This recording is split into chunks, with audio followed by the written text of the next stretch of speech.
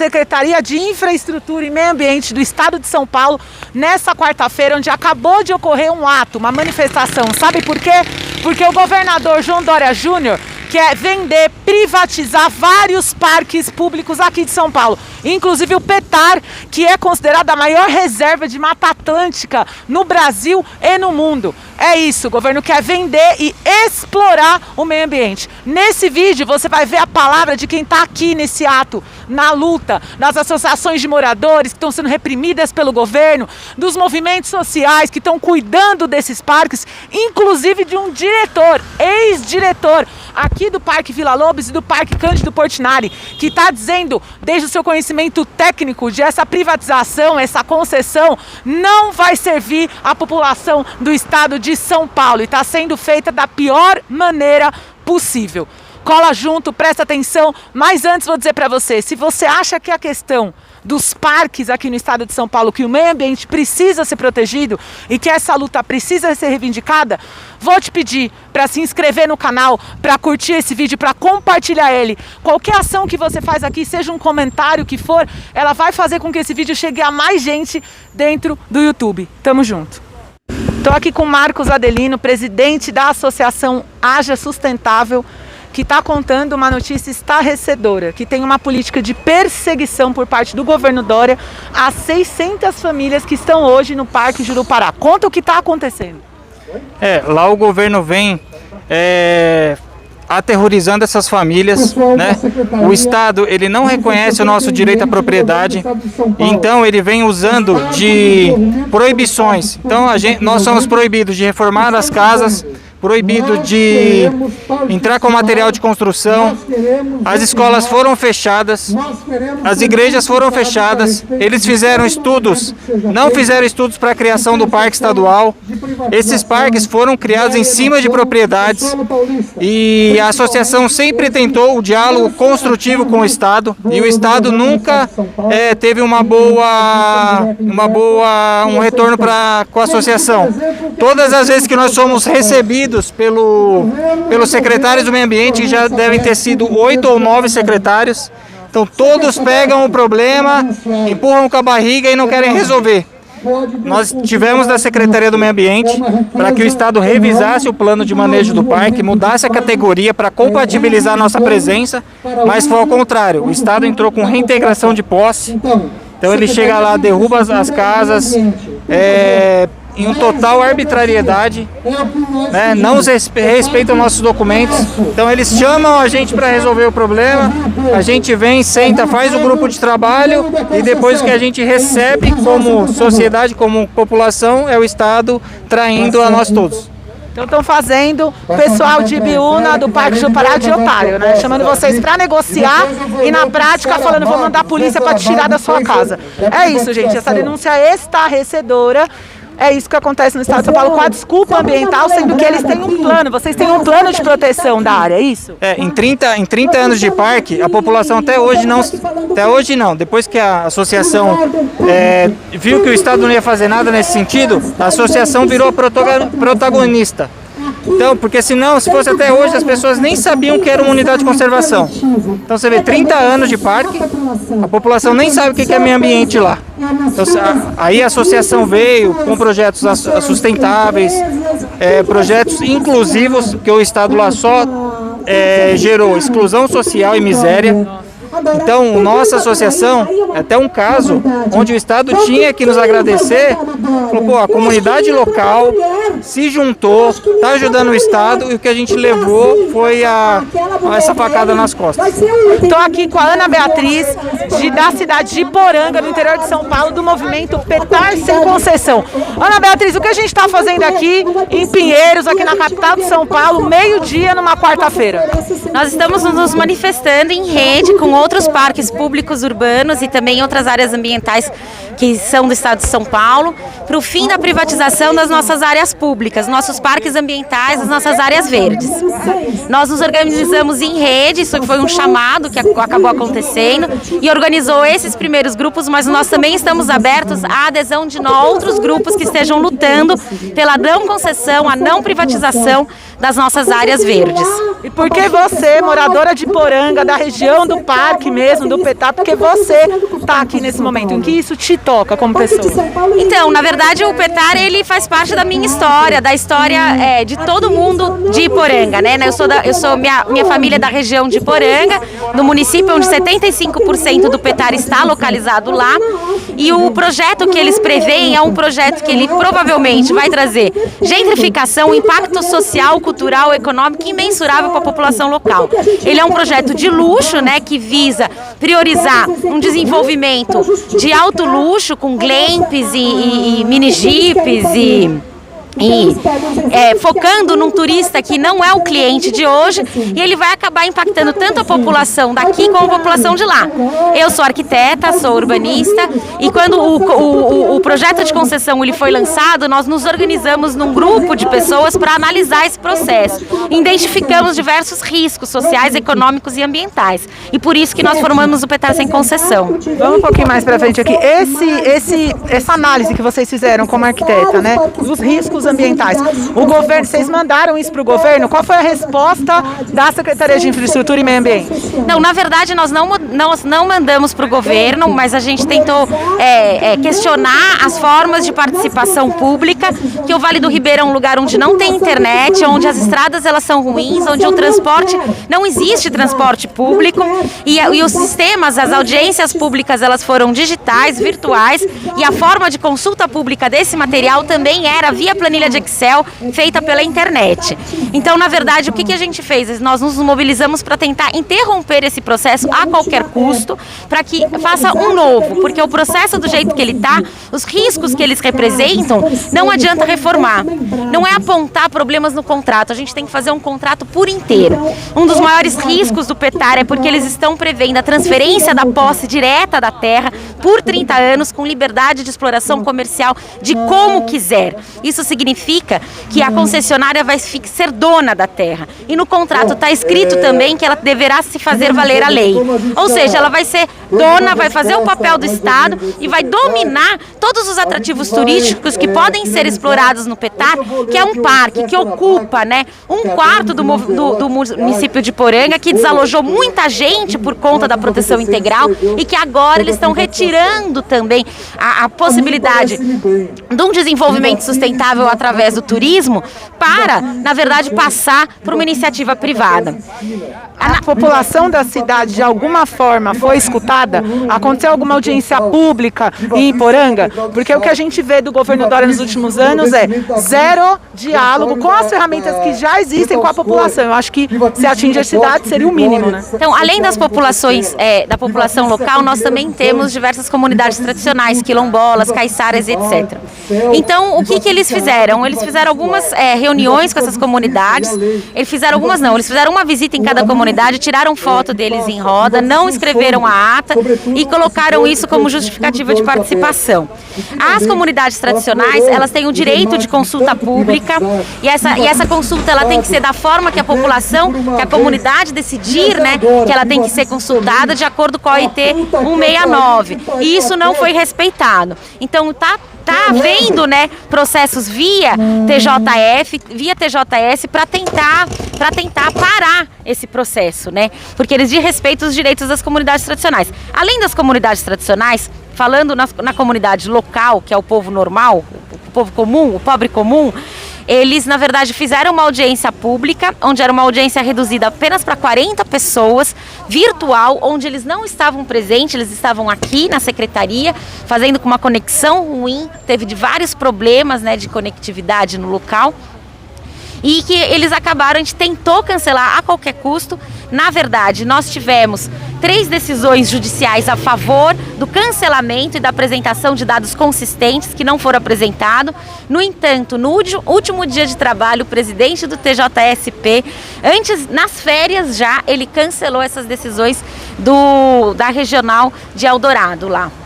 Então, assim, na verdade, a juíza que conhece o local, ela viu que o projeto ele era inconsistente, mas o presidente do TJS acabou, de alguma maneira, politicamente, né, favorecendo o governo.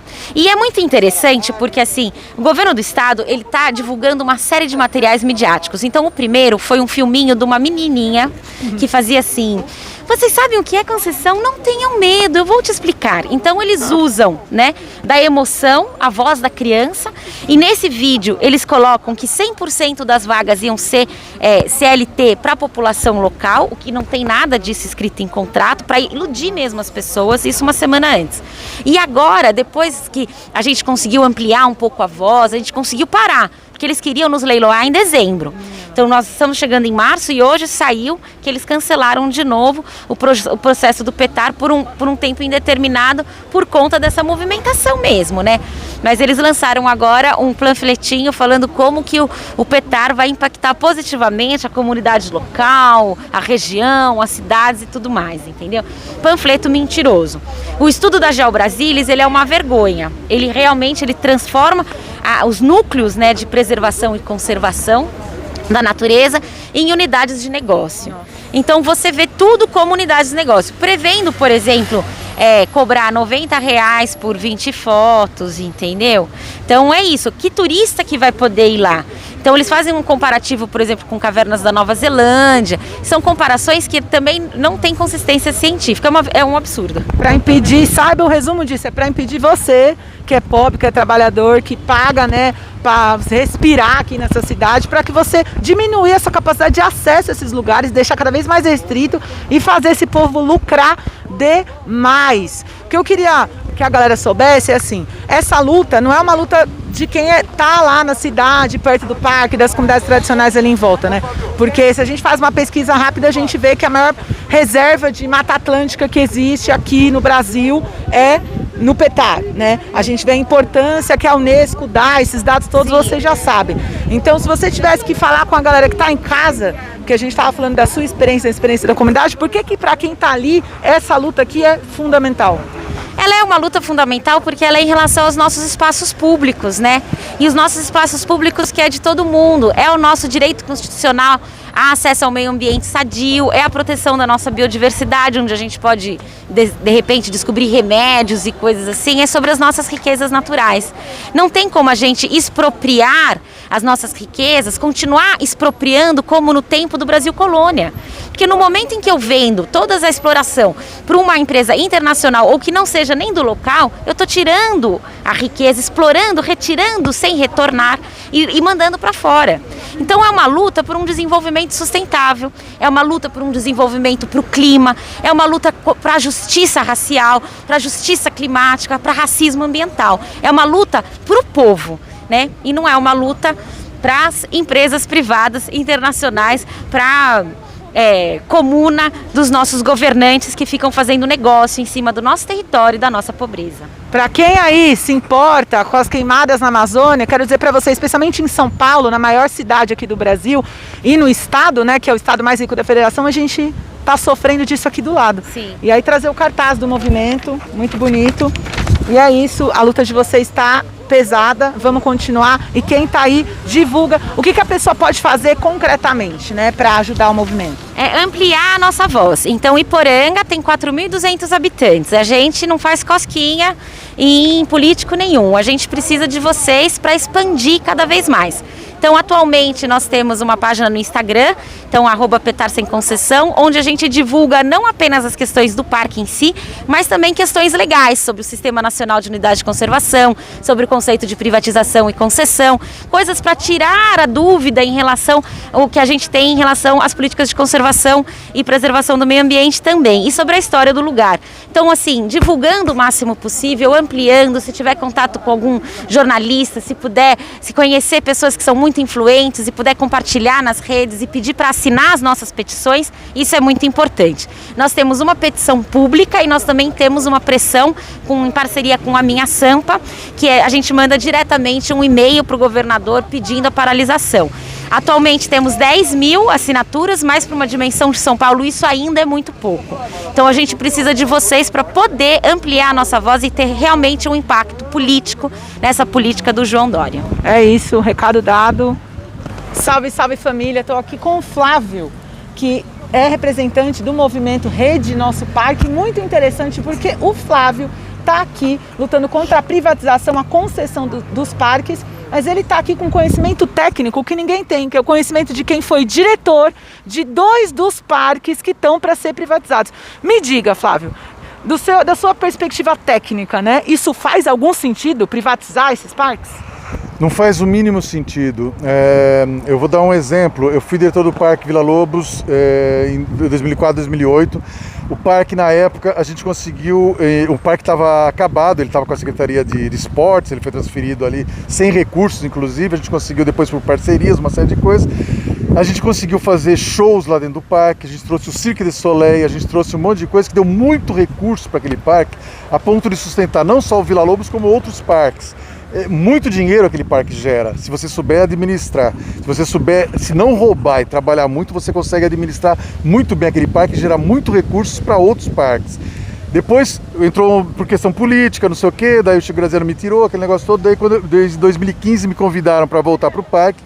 Só que daí eu vi que lá não dava mais para administrar o parque, porque o parque, daí já era o Vila Lobos e o Cândido Portinari. Daí eles já estavam num processo de querer privatizar o parque. Daí eu fui boicotado totalmente na gestão. Você não consegue gerir um parque que para mim tirava com a mão é muito fácil de gerir o Vila Lobos, porque eu gostava daquilo, conversava com a comunidade rica, conversava com a comunidade pobre, não tinha um crime lá dentro, ninguém roubava ninguém, não tinha absolutamente nada. Tinha escola, tinha aula de música para as crianças pobres, tinha aula de futebol para as crianças pobres, tudo isso pelo lado público. Quando você privatiza, jamais você vai poder ter isso. Eu fiquei outro dia fazendo um exercício, como é que eu pensaria se o parque fosse privado e eu fosse gestor de um parque privado. Eu ia ter que pensar no usuário como consumidor e não como usuário. Então eu ia pensar assim... Opa, não como cidadão, né? Não como cidadão. Esse cara aqui tem mais dinheiro, então esse aqui eu vou oferecer tal coisa aqui para ele do cardápio que a gente tem, esse daqui é mais caro, esse cara pode pagar. Então vamos chamar só o pessoal mais rico, porque eles podem pagar essas coisas. E isso aí vai gerar caixa para a gente poder fazer as coisas nossas aqui.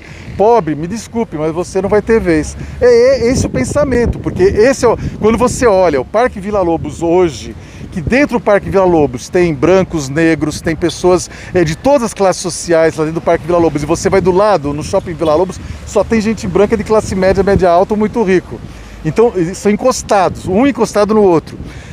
O Parque Vila Lobos privatizado, ele vai virar como um shopping.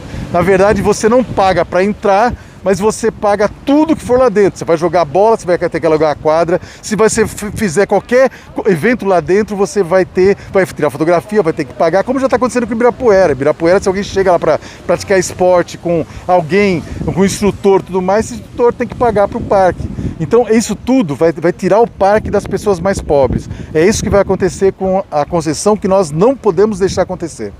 Muito bom isso. É interessante você ter comentado logo de início, né, que o Parque Vila Lobos, na sua gestão como diretor, dava muito dinheiro, inclusive dinheiro para sustentar outros parques. Esse é o foco, então? Você percebe que esse é o foco da política do governo João Dória Júnior? É garantir que uma galera aí, né, que a gente sabe que também essas concessões, a gente comparar com a concessão do metrô, outras concessões que tiveram denúncias, a gente viu que não foi, assim, uma concessão pública, né, transparente, sem corrupção, é garantir que gente enriqueça com o direito à árvore, à natureza, à relação com o meio ambiente. Como é que você vê isso? Fica muito claro isso, que essas concessões são para privilegiar poucas empresas. Inclusive, a que está levando os parques aí, desde Ibirapuera até Horto Florestal e outros lugares, é uma mesma empresa chamada Urbia. Provavelmente ela que vai levar o Vila Lobos, o Cândido Portinari e a Parque da Água Branca, provavelmente é ela. Ou alguém ligado, de repente o cara muda o nome, muda a razão social, tal, alguma coisa e está lá. São pessoas ligadas, se você for ver é o mesmo grupo. Então que vão ter levando todos esses parques. Então, com certeza é uma forma de transformar o que é público em privado. E você não tem, na verdade, mecanismos que foram destruídos pelo Dória, mecanismos de fiscalização. Se você pensar em como funciona, por exemplo, essas agências reguladoras nacionais de energia, de banco de dados, de internet, essas coisas assim, Você pega, por exemplo, essas empresas são as que têm o maior número de reclamações e ninguém resolve nada. Essas agências nacionais, ANA, ANEEL, essas coisas não resolvem, porque não tem. A iniciativa privada consegue colocar gente dela nessas instituições e daí não resolve, né? A própria ABERT, que é a Associação das Empresas de Telecomunicações, o presidente dela é da Rede Globo, então qualquer coisa que ela for fazer, que a Globo vai fazer alguma coisa assim, ela vai tomar o lado dela. Então, assim, é tudo uma coisa de cartas marcadas isso aí, né? A própria privatização, a concessão dessa forma, que é a concessão é uma privatização em etapas. A concessão, uma privatização de 30 anos, é uma privatização em etapas, né? E isso, evidentemente, é para fazer isso, favorecimento de poucos. Salve, salve família! Tô aqui com o Bruno, que tem 76 anos de idade, que mora no Parque Jurupará desde sempre, a família dele também, e ele vai contar essa história desse ataque cotidiano, dessa proibição de plantar, de cuidar da terra que ele está sofrendo por parte do governo aqui do estado de São Paulo. Estamos participando desse movimento que é justamente para alertar a população, porque tem muitas famílias que está passando necessidade lá. O pessoal não tem o que comer, porque eu vejo, por exemplo, na cidade que o pessoal leva cesta básica, leva isso e aquilo para a periferia. Mas lá ninguém conhece, lá o pessoal vive só para a gente pegar uma condução, um ônibus, passa 30 quilômetros de lá. E nós tínhamos um ônibus que era uma vez por semana, que a gente saía de lá para fazer compra na feira em Ibiúna. Só que o governador de São Paulo tirou o ônibus. Então, para você pegar uma condução, você tem que andar no mínimo 30 quilômetros. Então, o governador João Dória Júnior hoje está boicotando os moradores que estão lá há muito tempo com a desculpa agora e vai ainda privatizar o parque e expulsar vocês, é isso? Então, o objetivo dele é tirar todo mundo para privatizar o parque. Porque o que eu ouvi dizer é que tem empresas que estão querendo montar aqueles hotéis, resort e tal, e por isso que eles estão querendo tirar todas as pessoas, e as pessoas estão passando necessidade. Por exemplo, um tempo aí, tem até uma foto, depois se quiser, morreu um amigo da gente, e a gente teve que carregar num fusquinha, colocar o caixão lá em cima e carregar no fusquinha. Por quê? Porque lá não chega ambulância, porque não tem como entrar, eles não cuidaram mais das estradas, a estrada é muito ruim. E tá o caos. Eu sei que lá tá virando assim. Antigamente era um paraíso que virou um inferno. E agora eles não querem pagar o valor da terra pra gente. Eles querem tirar a gente e não pagar nada. Essa denúncia é muito grave, significa que pessoas estão morando há anos, estão sendo retiradas de lá na pressão, no assédio moral, na falta de estrutura do governo Dória. Estou aqui com o Edivan, que desde a década de 90 está na luta dos sindicatos, né? Como vocês podem ver, de trabalhadores e empregados rurais de Ibiúna, e estava dizendo que eles estão sofrendo um ataque do governo Dória, que quer privatizar o parque e para isso está expulsando a população que está lá. Me conta o que o governo Dória está fazendo. Ele está entrando com ação civil pública individualizada. São mais de 300 ações de reintegração de posse, alegando que nós somos todos invasores da região. E, para você ter uma ideia, a propriedade que era da minha mãe, que hoje é dos herdeiros,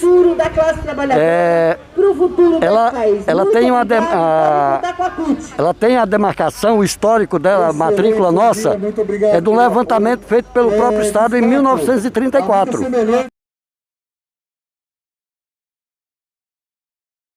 O que eles querem vender é o nosso direito à água, é o nosso direito à terra, é o nosso direito como animal humano, como bicho, de se conectar com a natureza. E a gente não pode deixar. Os problemas ambientais não acontecem só na Amazônia, acontecem aqui no estado de São Paulo. E essa secretaria aqui, que está dizendo que é de infraestrutura e meio ambiente, na real mesmo, sob a gestão do Tucanistão, deveria se chamar Secretaria de Exploração do Meio Ambiente, de Destruição do Meio Ambiente. A gente precisa da sua ajuda. E o que você pode fazer? Você pode entrar nas redes do movimento Petar Sem Concessão, assinar a petição, divulgar esse material. Tem várias petições aí que vão fazer seus documentos chegar no e-mail aqui do secretário do Meio Ambiente.